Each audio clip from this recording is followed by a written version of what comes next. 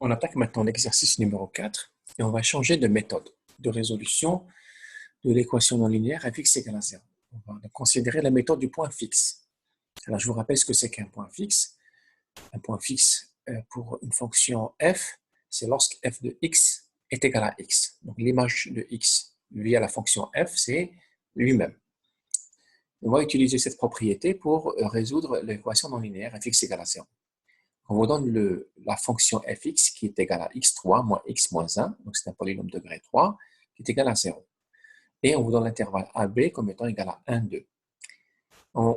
Première question, c'est de considérer la fonction g de x, donc c'est une fonction qui est différente de f de x, g de x est égal à racine cubique de x plus 1, et de vérifier que cette fonction donc, obéit, ou là, tout simplement, vérifie les conditions de convergence.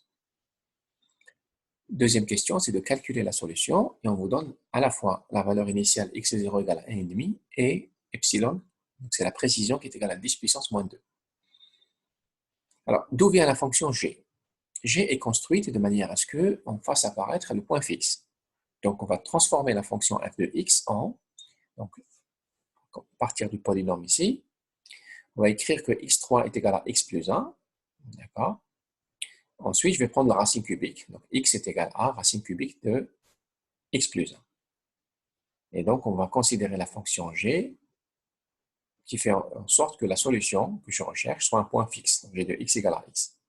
Alors, bien évidemment, ce n'est pas la seule façon de faire.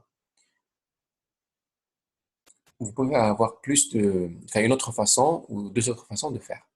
Okay, par exemple, vous pouvez faire en sorte que x est égal à x3 moins 1. Donc, si vous avez plusieurs façons de faire, il y a des façons qui vérifient les conditions de convergence et d'autres façons qui ne les vérifient pas. Donc, première chose à faire, c'est tout simplement, c'est de démontrer qu'il existe une solution dans l'intervalle d'étude et que cette solution est unique. Donc, la racine recherchée est séparée, c'est-à-dire que c'est la seule racine de l'intervalle AB.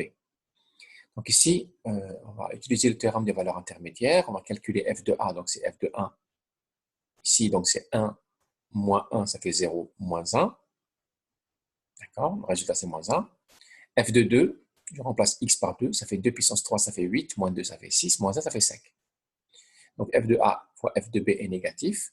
De plus, en dérivant la fonction f, j'obtiens 3x au carré moins 1. Et cette fonction-là, elle est strictement positive sur l'intervalle 1, 2, AB. D'accord? C'est une fonction qui est monotone, qui est donc croissante. Donc la solution existe et elle est unique. Alors, pour s'assurer de la convergence alors je reviens ici, voilà, de la méthode du point fixe, un des deux conditions à vérifier. Première condition, ce qu'on appelle la condition de stabilité. C'est-à-dire que l'image de l'intervalle AB est incluse dans AB. La deuxième condition, c'est ce qu'on appelle la condition de contractance ou de contractabilité. C'est-à-dire qu'il existe un nombre K, un réel K, qui est positif, qui est strictement inférieur à 1, tel que quel que soit x appartenant à l'intervalle AB, g' de x en valeur absolue est inférieur ou égal à K, strictement inférieur à 1. Bien sûr, là, on suppose que la fonction g est dérivable. Si elle n'est pas dérivable, c'est une autre formule qui est appliquée. Alors, dérivable sur 1, 2, bien évidemment. On commence d'abord par la condition de stabilité. Qu'est-ce qu'on fait? D'abord, on sait que la fonction g de x, d'accord, g de x, et je rappelle ce que c'est que g de x, c'est racine cubique de x plus 1. Elle est continue sur l'intervalle 1, 2, bien évidemment. Si je la dérive, ça donne 1 sur 3 racine cubique de x plus 1 au carré. Donc, c'est strictement positif, quel que soit x appartenant à 1, 2. D'accord? Donc, g est une fonction croissante. Nous avons donc g, on va calculer g de 1, on va voir pourquoi. G de 1, c'est 1,26. D'accord? C'est 1 plus 1 en racine cubique. Tandis que g de 2, c'est 2 plus 1 en racine cubique. Donc, c'est 1,44 pour G2. D'accord? Et on voit g de 1, c'est 1,26. Donc, il est entre 1 et 2. Et g de 2, c'est 1,44 entre 1 et 2. Donc, quel que soit x appartenant à 1, 2, comme la fonction ici est croissante, g de x est comprise entre l'image de g de 1 et l'image de g de 2, c'est-à-dire entre 1,26 et 1,44. Donc, l'image de l'intervalle TI, de tous les points qui sont entre 1 et 2, est incluse dans 1, 2. Donc, la condition de stabilité, elle est vérifiée. Pour la condition de contractance, on dérive la fonction g. Donc, g' de x, c'est 1 sur 3 racine cubique de x plus 1 au carré. La valeur absolue de g' de x, c'est la même chose. Ensuite, on va essayer de faire une étude de, comment dirais-je, on va essayer de partir de deux valeurs quelconques, x1, x2 appartenant à l'intervalle AB. Je suppose que x1 est inférieur à x2. D'accord? Je fais un raisonnement, donc c'est-à-dire que je vais rajouter ici 1, ici 1. Je vais élever au carré. Et je prends la racine cubique, je multiplie fois 3. Donc, je réalise ce qui existe ici au niveau du dénominateur. Puis après, j'inverse. Quand j'inverse, le inférieur, strictement inférieur, devient strictement supérieur. Donc, 1 sur 3 racine cubique de x plus 1 au carré est strictement supérieur à 1 sur 3 racine cubique de x2 plus 1 au carré. Donc, c'est quoi? C'est g' de x en valeur absolue. Donc, g' de x1 valeur absolue, c'est strictement inférieur à g' de x2 en valeur absolue. Donc, par définition, ce qu'on a fait ici démontre que la fonction g' de x en valeur absolue est une fonction monotone décroissante. Donc, si elle est monotone décroissante, quel que soit x appartenant à 1, 2, l'intervalle AB, cette fonction-là, valeur absolue de g' de x, est inférieure ou égale à la valeur de g' de 1. D'accord? Donc, le maximum de cette fonction-là est situé, le début à l'intervalle, puisque c'est une fonction décroissante. Quand j'ai une fonction croissante, le maximum serait 0,2. Donc, g' de 1, si je remplace ici, je vais avoir 0,21. Donc, j'ai trouvé le réel k qui est positif et qui est strictement inférieur à 1, ici c'est 0,21, tel que quel que soit x appartenant à 1, 2, g' de x en valeur absolue est inférieur ou égal à k strictement inférieur à 1. Donc, la condition de contractabilité est vérifiée sur l'intervalle AB. La condition A étant vérifiée, la condition B étant vérifiée, dans ce cas-là, la méthode du point fixe converge nécessairement. Et en plus, ce qu'on a vu auparavant, c'est vers un zéro, une racine unique.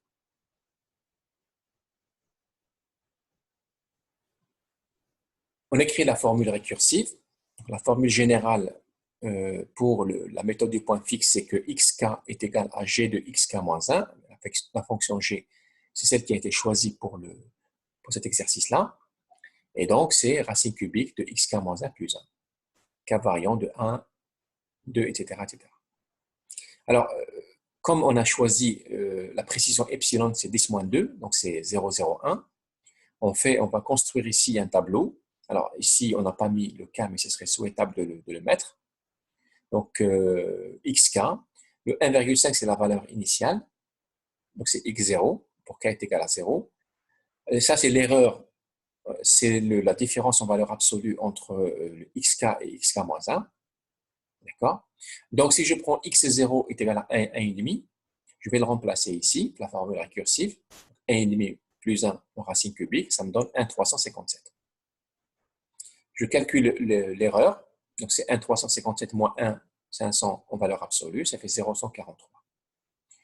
La deuxième itération, ici, le xk moins 1, je le remplace par 1,357, la nouvelle valeur de xk.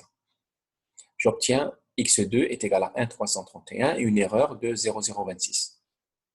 Donc, qui est 1,331 moins 1,357 en valeur absolue. Et la troisième itération, alors bien évidemment, regardez, la première et la deuxième itération, l'erreur, elle est toujours supérieure à la tolérance, à la précision qui est 10-2. D'accord? C'est 0,01. Donc, à chaque fois, à chaque itération, lorsque l'erreur est supérieure à epsilon, je continue le calcul. La troisième itération, donc je trouve x3 est égal à 1,326 et l'erreur, elle est de 0,005. Donc là, je suis inférieur à epsilon, qui est donc de 0,01. Donc là, je m'arrête.